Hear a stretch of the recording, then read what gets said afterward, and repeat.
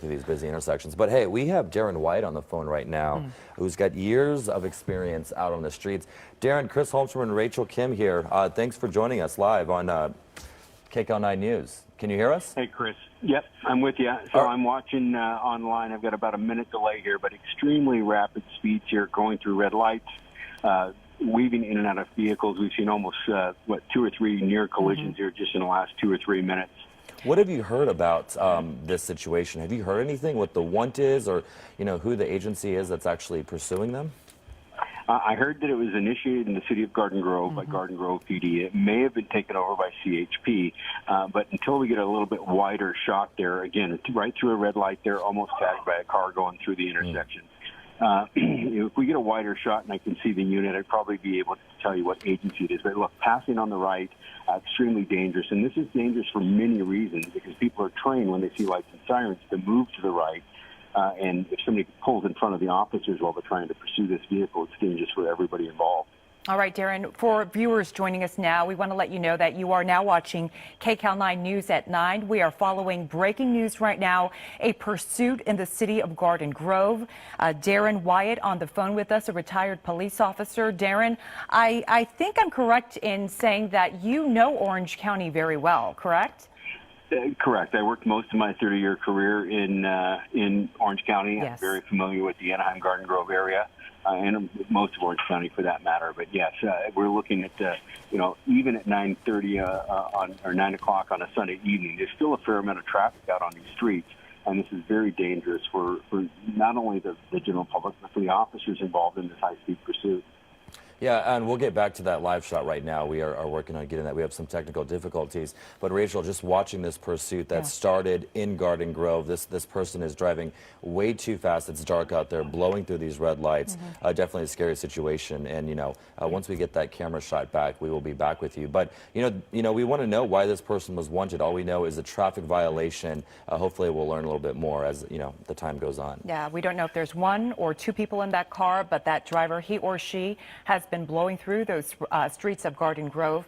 Very high speeds, coming very close to some parked and stopped cars at intersections. So we will, of course, try to continue our coverage here as we get more information. All right. Well, now at 9, President Biden says there will be dangerous moments ahead. Okay, we're actually going to stay with that pursuit.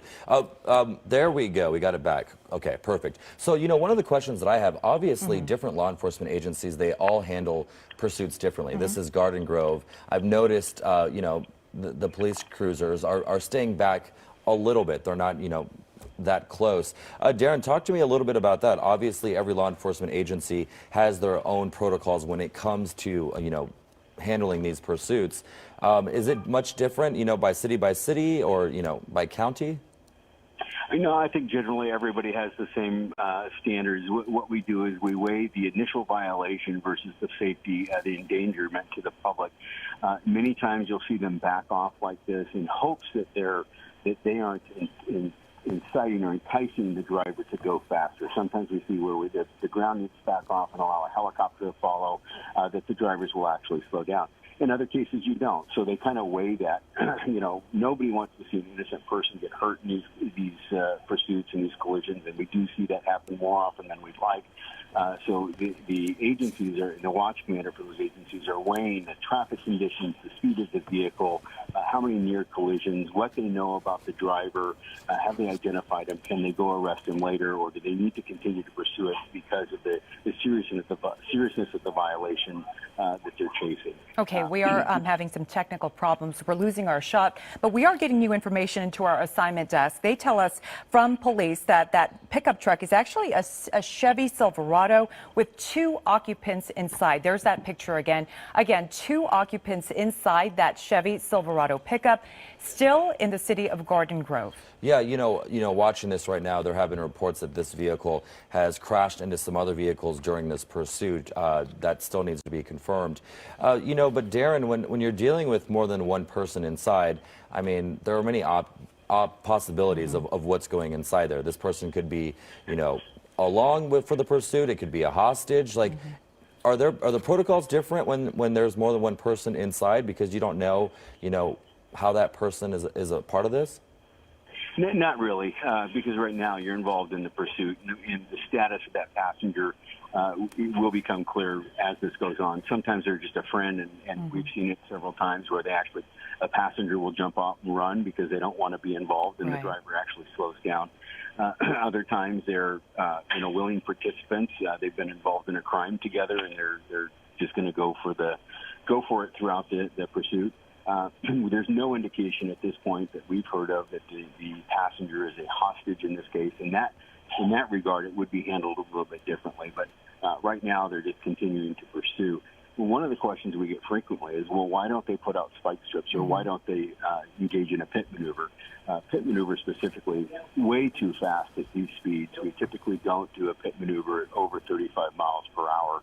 And spike strips in this situation are very dangerous, too, at these speeds, because we see it time and time again where officers are actually struck and injured or killed by these vehicles when they're trying to deploy the spike strips.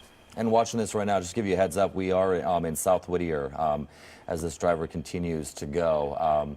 That was probably another red light that they... Yeah. You're definitely starting to see more traffic in this area, that's for sure. Yeah. Yeah, we're getting information into our newsroom that there are no ground units following this vehicle right now. So what does that tell us, Darren? That would tell me that the watch commander for Garden Grove PD had determined that the speeds and the danger created to the public and the officers pursuing by the way this guy is driving outweighed what they know is the violation. So if it started as, something as simple as a red light violation or speed, that's an infraction. And to endanger the public in these high-speed pursuits like that, it's not worth it. But you're not seeing, even though the ground units have backed off, you're not seeing any relief of this driver. They're continuing to drive at these high speeds, making erratic turns, turning left across traffic, running red lights, etc. Watching this right now, knowing that there are no ground crews that are out there, following this pickup truck, generally speaking, how does that affect the driver's mindset? Do they generally start driving a little bit more safer because they don't feel like there's as much of a rush to get away? That is the hope. That's usually why the ground units will back off, is to hopefully get them to slow down and not endanger the public the way they are when they're driving these high speeds and driving so erratically. But you don't know the state of the driver. We don't know their level of intoxication, whether they're under the influence of drugs, whether they're in a mental crisis. We just don't know those things that can drive their activity and their actions. Again, cutting cars off left and right all the way through here. Crazy driving, even without the ground units behind them. Darren, because he is he's posing such a danger to people on the ground, will police continue to track him from the air? Oh no, cul-de-sac trapped. Trapped. Looks like he's trapped. Yeah. But no one's following him, so this is probably a foot bail. Without ground units, it's hard to tell. Okay. Hopefully there is a police helicopter overhead. And it's a foot bail.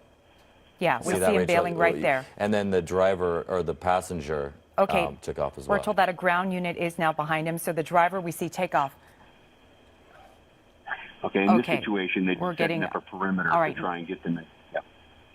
All right, we're being told that there are no ground units behind him, but we did see the driver foot bail. I think we saw his cell phone or something flashing in his hand, right? And you could see the passenger get out as well. And, this is one of those situations, unfortunately, a lot of times they get out in a neighborhood like this, it's dark, and if there's no ground units on the floor, it's easy for them to disappear and just, go off into the night. And, this driver or this guy, just walking on his phone, who knows who they're trying to get a hold of, but they probably think that they made it and they escaped. And you can see from our chopper, we can see the streets he's on right now.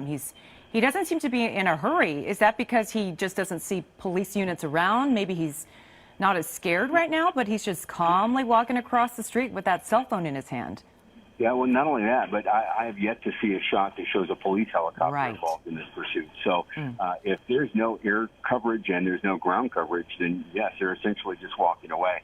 The hope would be that law enforcement will get there, set up a perimeter, and take them into custody. But if not, they'll be using forensic techniques on that vehicle to try and identify who that driver was, and then go by way of complaint. They can do fingerprints, they can swab for DNA. They've got multiple forensic things that they can do on that vehicle to try and ultimately identify who that driver was.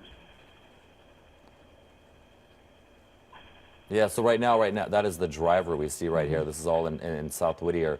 If you live in this neighborhood, obviously lock your doors. You never know what could happen with this person. And who knows, maybe this person lives in that neighborhood as well. But just by watching this, Rachel, Yeah. oftentimes we've learned in pursuits, a lot of people generally go back to neighborhoods that they're familiar Exactly. with. This could be a place that he lives, grew up, who knows, or maybe that cul-de-sac really threw them off and they're like, all right, Right. we've got nowhere else to go. Let's act like we're just walking.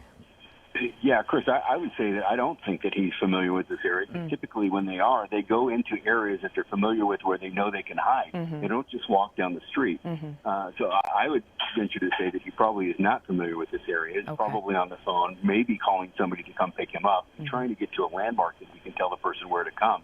But we just don't know. We've still got no presence from law enforcement. Darren, we know his passenger also bailed. It was hard to see if it was a female or a male passenger, but the passenger kind of went in the other direction. They kind of went two separate ways. So the passenger is obviously still out there. The driver right here is just, again, calmly walking down the street, casually on the phone. Maybe he's pulling up GPS as to trying to gauge where he is right Where now am and where to I? head, Yeah. right? Yeah, who knows? And it's always law enforcement. If there was a law enforcement helicopter overhead, they would typically follow the driver because the driver is the one that we have the highest degree of charges against, the felony evading. We don't know what the passenger's role was. We know that they ran, but the driver is typically the person that we'll follow and try and take into custody, and then backtrack and try and get the passenger after that. But again, absolutely no law enforcement presence here. To try and contact this. Is this surprising to you, Darren, that there is no law enforcement presence? Yes, it is. I would have thought that they would have gotten a helicopter up, although I'm not in Orange County right now. I don't know if the weather is. I don't know if there's good visibility to launch the helicopter or what the scheduling is on a Sunday evening right now. So, but yes, I'm very surprised that there is no law enforcement presence right now. Well, our chopper is certainly up there right now. Our chopper is right over the driver. You can kind of see the streets he's on. You see right there. My vision isn't too good. Does it say Lettingwell Road? Leffingwell Road. Yep. Yes. Oh, well, looks like Maybe he's getting picked up. yeah, Leffingwell Road. I mean, if this driver's smart, stay away from him and don't get him. But the biggest takeaway from this, Rachel, is the fact that the driver is no longer on the road. Right. And he was driving pretty erratically. And, even though a lot of people probably are home getting ready for work, a lot of kids going back to school tomorrow as well, I'm glad this driver is off the road. Yeah, well, I mean, I'm But wondering. whether he's armed, that's still unknown. I mean, there we go. There's a ground unit right there. And it looks like he's Surrendering? potentially cooperating. Let's hope so. All right, let's see what happens here. Yeah, officers are probably yelling commands at him right now. And looks like he is putting down his phone, Hands up. surrendering, right? This is what we want to see. Absolutely. The fact that he wasn't running also, I guess just kind of waiting for his fate, which is, he's in police custody right now. But, traffic violation, we don't know what else that was from. We don't know who this other person is, where they went, if that was a stolen truck, their Right. truck. But all things that we hope to learn. And now we see two black and whites right there. So. Yeah, well, and there was Chris, there was a second there that I thought I saw a night sun on it. So there could be a possibility that a police helicopter got overhead and was directing those ground units in. All right, there he goes, backing up. Hands up, down on his knees. This is what we want. He's going to be taken into custody right now. I'm sure they're probably going to investigate the truck as well, do some search inside and see what they can find. Absolutely. Good news. The driver has been arrested. We do want to let you know that the passenger is still outstanding. We will, of course, keep an eye on the developments of this pursuit. We'll let you know if they do catch up with that passenger. But we are going to move on right now with other news.